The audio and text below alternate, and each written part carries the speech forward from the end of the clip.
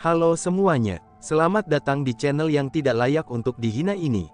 Sebelum kita mulai, atur posisi santainya, seruput kopinya, dan mari kita berkhayal.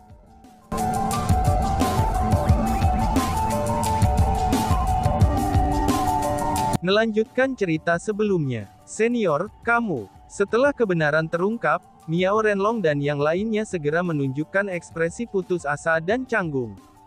Mereka sebenarnya sedang meminta seseorang untuk menyerahkan hidupnya demi mereka. Ini memanglah hal yang sangat kasar untuk dilakukan. Meskipun orang ini hanyalah seutas aura, tapi meskipun misinya adalah untuk membantu desa penyegelan kuno, namun tetap saja dia adalah makhluk hidup yang memiliki kesadarannya sendiri. Dengan begitu, tidak ada orang yang mau menawarkan hidup mereka untuk orang asing. Secara alami, orang di hadapan mereka ini juga sama. Selain itu, meminta orang lain untuk menawarkan hidup mereka untuk kamu, itu adalah masalah yang bahkan lebih mustahil.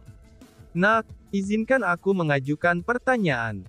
Apakah kamu juga memiliki kebencian, atau keluhan yang sangat besar untuk orang itu dengan nama Han Helai? Tanya sosok itu.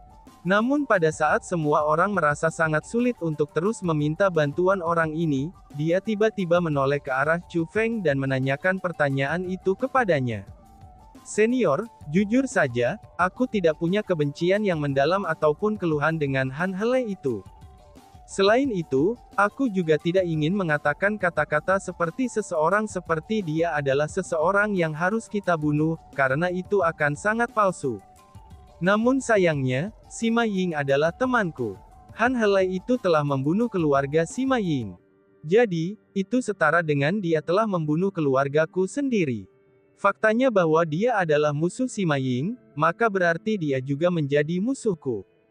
Selain itu, bagi aku, ini akan setara dengan kebencian dan keluhan yang sangat besar, jawab Chu Feng dengan jujur. Sangat baik, kamu adalah orang yang menghormati teman dan kebenaran. Wah wah wah, aku menyukaimu, dosok itu tertawa keras dan mengangguk puas. Kemudian setelahnya, dia berkata, sebelumnya, aku memang merasa bahwa lebih baik menjalani kehidupan yang buruk daripada memiliki kematian yang baik. Namun setelah itu, aku juga memikirkan frasa lain. Frasa itu adalah, karena kematian tidak dapat dihindari oleh semua orang sepanjang sejarah, apa yang harus diperjuangkan seseorang adalah hati yang setia, yang akan dicatat dengan mulia dalam buku-buku bersejarah. Tuanku pernah berkata bahwa, ada kematian yang lebih berat dari Gunung Tai, dan kematian yang lebih ringan dari bulu angsa. Satu-satunya perbedaan di antara mereka adalah apakah seseorang akan mati di tempat yang ditunjuk seseorang, dan apakah kematian seseorang akan bernilai. Saat itu, aku menerima misi untuk tinggal di tempat ini dari tuanku. Itu dapat dikatakan bahwa aku memikul tanggung jawab besar di punggung aku. Jika aku tidak membantu kamu semua hari ini, maka tidak hanya itu akan merugikan aku, tapi itu aku juga akan mengecewakan tuanku. Namun meski begitu, aku juga tidak ingin mati. Namun pada saat yang sama, aku juga tidak ingin mengecewakan tuanku. Sejujurnya, aku juga merasa sangat kusut. Namun alasan mengapa aku begitu kusut pada akhirnya adalah, karena aku tidak ingin mati untuk kelompok ini. Meskipun membantu mereka adalah tanggung jawab aku, tapi aku benar-benar merasa bahwa mereka tidak pantas bagiku untuk menggunakan kekuatan terakhir ini untuk membantu mereka, kata sosok itu dengan senyum ringan. Mendengar kata-kata itu, kepala desa tua Ma yang masih berlutut di tanah, dan memiliki ekspresi yang sangat malu di wajahnya. Namun tidak ada yang bisa dia katakan, karena dia tidak punya apa-apa untuk dikatakan. Yang bisa dia lakukan hanyalah tersenyum pahit. Sebagai kepala desa penyegelan desa kuno, dia bahkan tidak tahu bahwa Gletser Ceiling telah dicuri.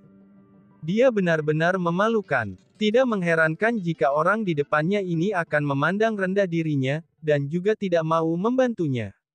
Namun untuk kamu, kamu ada pengecualian. Aku telah menyukai kamu. Karena kamu membutuhkan bantuan aku bersedia menggunakan kekuatan terakhir aku untuk membantu kamu, ucap sosok itu. Tiba-tiba saja tubuh sosok itu mulai bersinar terang. Seperti matahari, ia mulai menerangi wilayah ruang ini. Setelah itu, rune dan simbol pada platform batu itu benar-benar meninggalkan platform batu dan melonjak ke langit. Mereka mengepung individu itu, dan mulai berputar dengan cepat. Mereka dimanfaatkan dan dikendalikan oleh sosok itu. Pada saat rune dan simbol diputar, mereka mulai membentuk garis besar yang tak terhitung jumlahnya ketika mereka saling bersilangan, dan ketika mereka berputar naik dan turun. Semua ini dibentuk oleh sosok yang mengendalikan rune dan simbol, dan kemudian dia pun menghitung. Dengan kekuatannya sendiri, dia menghitung lokasi Han Helai. Dia benar-benar akan menggunakan sedikit kekuatan terakhirnya untuk membantu Chu Feng. "Senior, kamu," seru Chu Feng. "Jangsenkan orang lain," bahkan Chu Feng sendiri juga tertegun. Dia tidak pernah berharap bahwa, bahkan setelah permintaan kepala desa tua Ma ditolak, sosok dari seutas aura ini yang sama sekali tidak terkait dengannya, dia sebenarnya bersedia mengorbankan hidupnya untuk membantunya. Namun pada saat ini, selain merasa tersentuh, maka tidak ada yang bisa dilakukan Chu Feng. Sosok itu sudah mulai menentukan lokasi Han Helai. Dia sudah mulai menggunakan kekuatan terakhirnya dari sisa hidupnya, itu hanya untuk melakukan perhitungan. Apa yang telah dilakukannya ini tidak dapat diurungkan. Bahkan jika Chu Feng menghentikannya sekarang, dia kemungkinan besar akan tetap mati. Menggeram, tiba-tiba saja sosok itu menggenggam kedua telapak tangannya, dan kemudian berteriak dengan keras. Setelah teriakan itu, tubuhnya menjadi semakin kabur. Sosok itu seperti lapisan kabut samar yang bisa menghilang kapan saja. Pada saat yang sama, rune dan simbol yang mengelilinginya juga memasuki telapak tangannya. Bas-bas. Saat berikutnya, telapak tangannya yang tergenggam secara perlahan mulai terbuka. Setelah itu, kompas melingkar muncul dan melayang ke arah Chu Feng. Kompas ini sangat kecil, dan berdiameter kurang dari setengah inci. Namun meski sangat kecil, tapi itu sangat indah. Namun yang paling penting adalah, kompas itu berisikan aura menakutkan sosok itu di dalamnya. Dengan kata lain, aura menakutkan sosok itu semuanya telah berasimilasi ke kompas. Kompas ini dapat membawa kamu semua kepada Han Helai. Namun harus diingat, hanya anak ini yang bisa memegang kompas ini, kata sosok itu. Sebagai tanggapan, Miao Renlong dan kepala desa tua Ma mengangguk dalam diam. Mereka tidak berani menentang keinginan orang ini. Anak nakal, sebelum kompas ini menghilang, kamu tidak boleh membiarkannya meninggalkan tubuhmu. Kamu tidak boleh memasukkannya ke dalam kosmos sak kamu. Kamu hanya bisa memegangnya dengan tangan kamu, atau meletakkannya di dada kamu, lanjut sosok itu. Kali ini, dia memberitahu Chu Feng apa yang harus dilakukan. "Terima kasih senior," balat Chu Feng sambil membungkuk dalam-dalam. Chu Feng benar-benar tidak dapat mengembalikan bantuan yang diberikan sosok ini kepadanya. Selain itu, bahkan jika dia ingin membayarnya, tidak akan ada kesempatan baginya untuk melakukannya. Pada saat ini, tubuh sosok ini mulai menghilang. Dia telah kehabisan kekuatan terakhirnya untuk menyingkat kompas itu. Dengan demikian, hidupnya telah mencapai akhir. Hahaha, tidak perlu berdiri seperti sedang upacara. Ini adalah misi aku. Hanya Sya, ini benar-benar hanya karena kamu aku bersedia membantu, ucap sosok itu sambil tertawa santai. Kemudian dia menambahkan, namun sebelum itu, ada hal yang harus aku peringatkan kalian semua. Sementara aku merasakan lokasi Han Helai tadi, aku juga berhasil merasakan sedikit aura berbahaya. Karena faktanya bahwa itu sangat jauh dan kekuatanku terbatas, aku tidak dapat menentukan aura apa itu. Namun yang aku yakini adalah, bahwa perjalanan kamu semua tidak akan berjalan dengan mulus. Saran aku untuk kamu semua adalah, bahwa lebih baik untuk tidak melanjutkan ke arahnya, apalagi jika kamu bersikeras mengambil nyawanya, ucap sosok itu. Terima kasih senior atas peringatanmu. Junior pasti akan berjaga-jaga, kata kepala desa tua Ma dengan sangat berterima kasih. Namun implikasi di balik kata-kata kepala desa tua Ma adalah, bahwa mereka harus menemukan Han Helai terlepas dari betapa berbahayanya perjalanan ini. Karena bagaimanapun juga, itu terkait dengan keberadaan desa penyegelan kuno mereka. Aku dilahirkan untuk formasi ini, dan akan mati untuk formasi ini. Tuan, aku tidak gagal memenuhi harapan kamu. Aku telah menyelesaikan misi yang telah kamu berikan kepada aku. Tuan, sekarang aku akan datang untuk menyusulmu, ucap sosok itu. Sosok itu tiba-tiba saja berbalik ke langit, dan mengucapkan kata-kata itu. Dia tersenyum dengan ekspresi lega di wajahnya. Pada saat yang sama, tubuhnya yang lemah akhirnya menghilang sepenuhnya. Krekek, bang. Setelah kepergiannya, platform batu juga pecah. Tanda di atasnya benar-benar menghilang. Batu-batu ini sekarang seperti batu biasa tanpa jejak sifat spiritual sama sekali, dan mereka telah kehilangan semua nilai mereka sebelumnya. Formasi ini benar-benar ajaib. Tidak mengherankan bahwa aliansi spiritualis dunia kita tidak memiliki formasi semacam ini. Tapi sayangnya, formasi ini telah padam. Aku khawatir akan sulit menemukan formasi lain seperti ini di tanah suci martialism, ucap tetua Miao. Pada saat ini, Miao Renlong menghela nafas dengan sedih. Dalam matanya ada kesedihan, dan juga penyesalan. Sebagai seorang spiritualis dunia, ia secara alami tergila-gila dengan formasi langka yang kuat ini. Adapun formasi ini, itu adalah jenis yang akan paling membuat para spiritualis dunia tergila-gila. Meskipun tidak dapat dipungkiri bahwa itu telah menghilang dan alasan hilangnya adalah karena mereka, Miao Renlong dan yang lainnya masih merasakan kesedihan dan penyesalan atas kepergiannya. Ini terutama berlaku untuk Chu Feng. Tidak hanya Chu Feng yang merasa sedih, dia juga merasa bersalah. Karena bagaimanapun, sosok itu telah menghilang karena dirinya. Selanjutnya, Chu Feng memiliki semacam rasa keakraban yang tidak bisa dijelaskan padanya. Meskipun sangat sedikit, itu masih terasa. Meskipun formasi ini telah padam, setidaknya kami berhasil menentukan keberadaan Han Helai itu, ucap kepala desa. Dibandingkan dengan Miao Renlong, kepala desa tua Ma merasa agak senang. Bahkan ada senyum tipis di wajahnya. Karena bagaimanapun, baginya kehidupan dan kematian formasi ini jauh lebih rendah dibandingkan dengan mengetahui keberadaan Han Helai. Lagi pula, keberadaan Han Helai mengkhawatirkan kelanjutan keberadaan desa kuno penyegelan mereka. Itu benar. Namun ini semua berkat teman kecil Chu Feng. Ucap Miao Renlong sambil mengalihkan pandangan kagumnya pada Chu Feng. Gabruk, tiba-tiba saja Sima Ying benar-benar berlutut di tanah di hadapan Chu Feng dan berkata, Chu Feng, terima kasih. Terima kasih telah memberi aku kesempatan untuk membunuh Han Helai, dan membalaskan dendam saudara-saudara aku, ufapnya. Rasa terima kasih yang dimilikinya terhadap Chu Feng ini dapat dengan jelas terlihat. Adik Ying Er, apa yang kamu lakukan? Tanya Chu Feng. Melihat tindakan Sima Ying, Chu Feng segera meminjamkan lengannya dan mengangkatnya. Pada saat ini, air mata mengalir di pipi Sima Ying seperti hujan. Dia tampak sangat emosional. Untuk dapat menemukan keberadaan Han Helai dan membalaskan dendam keluarganya, dia secara alami akan menjadi emosional. Namun justru karena dia sangat emosional, itulah yang membuat dia mulai menangis. Adik Ying Er, yakinlah bahwa musuhmu adalah musuhku, dan aku pasti akan membantumu membalas dendam, ucap Chu Feng. Saat Chu Feng berbicara, dia menyerahkan kompas di tangannya kepada Miao Renlong. Senior Miao, ini adalah lokasi Han Helai itu, ucap Chu Feng. Miao Renlong melihat ke arah kompas, dan melihat bahwa jarumnya sedikit bergetar. Kompas itu menunjuk ke suatu arah. Selain itu, hal yang paling menarik adalah, bahwa ada karakter-karakter kecil yang peka yang bertuliskan hewan Han Helai yang tertulis pada arah jarum kompas itu.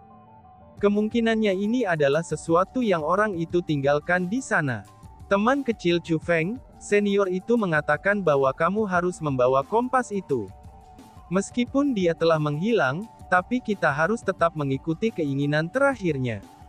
Dengan demikian teman kecil Chu Feng, kamu harus menjadi orang yang memimpin kita. Ucap Miao Renlong yang tidak mau mengambil kompas dari Chu Feng. Justru sebaliknya, ia mendorong tangan Chu Feng kembali. Baiklah kalau begitu, balas Chu Feng. Sebagai tanggapan, Chu Feng mengambil kompasnya kembali, dan memegangnya di tangannya. Dia mulai memimpin jalan untuk Miao Renlong dan yang lainnya. Meskipun Chu Feng bisa dikatakan memimpin semua orang dengan kompas, tapi orang yang benar-benar mereka andalkan dalam perjalanan mereka masihlah Miao Renlong. Lagi pula, Miao Renlong adalah puncak kaisar setengah bela diri. Dia memiliki kecepatan yang sangat cepat. Hanya dengan dibimbing olehnya, mereka dapat tiba di tujuan secepat mungkin. Setelah perjalanan panjang, jarum itu akhirnya berhenti bergetar. Dan bahkan, jarum itu bahkan mulai memancarkan semacam cahaya khusus. Ini menandakan bahwa mereka sangat dekat dengan Han Helai. Hanya saja pada saat ini, pemandangan yang muncul di hadapan mereka menyebabkan mereka merasa tidak nyaman. Ini adalah pegunungan yang sangat luas.